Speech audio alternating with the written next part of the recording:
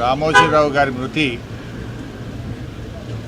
తీవ్రమైనటువంటి దిగ్భ్రాంతికి లోను చేసింది. ముఖ్యంగా వారి మృతి యావత్ తెలుగు ప్రజలకు, మొత్తం దేశానికి కూడా ఒక తీరని లోటుగా మనం చెప్పుకోవచ్చు. రామోజీరావు గారు తన జీవితంలో ఒక గొప్ప సామాజిక బాధ్యతను నిర్వర్తించారు.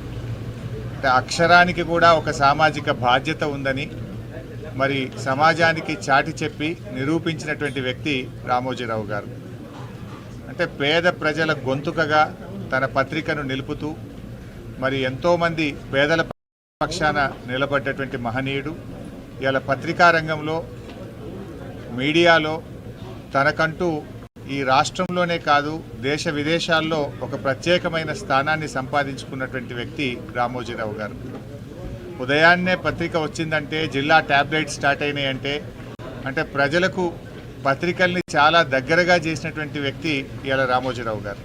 అంటే వారు నిజంగా ఈరోజు ఈ తెలుగు ప్రజలందరికీ, ఇటు తెలంగాణ కావచ్చు, ఆంధ్రప్రదేశ్ కావచ్చు, దేశ విదేశాల్లో ఉండే తెలుగు ప్రజలకు అత్యంత సుపరిచితుడైనటువంటి వ్యక్తి.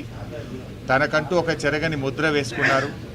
ఇవాళ ఈ హైదరాబాద్ నగర అభివృద్ధిలో కూడా తన పాత్ర ఉన్నది. ఇంత గొప్ప ఫిలిం సిటీని నిర్మించడం, ఈ ప్రాంత అభివృద్ధిలో తాను కూడా భాగస్వామ్యమైనటువంటి వ్యక్తి. మరి అలాంటి గొప్ప వ్యక్తి ఈరోజు మన మధ్య లేకపోవడం చాలా బాధాకరం. వారి కుటుంబ సభ్యులకు, వారి సన్నిహితులకు, వారందరికీ కూడా మా ప్రగాఢమైనటువంటి సానుభూతిని తెలియజేస్తూ మరి తప్పకుండా వారి పేరు, వారు చేసినటువంటి మంచి కార్యక్రమాలు ఇంకా కొనసాగాలని, ప్రజలకు అందాలని కూడా కోరుకుంటున్నాం. తెలుగు భాష అభివృద్ధి పైన కూడా, తెలుగు భాష నిలబడాలని, తెలుగు భాష 10 కాలాల పాటు ప్రజలందరికీ ఇది నిలబడే విధంగా ఉండే విధంగా కూడా ఆయన ఎంతో కృషి చేసినారు. తెలుగు భాష మీద ఆయనకు ఎంతో మక్కువ ఉండేది. ఈ భాష పరిరక్షణ కోసం కూడా ఆయన చేసినటువంటి కృషిని కూడా ఈ సందర్భంగా గుర్తు చేసుకుంటున్నాం.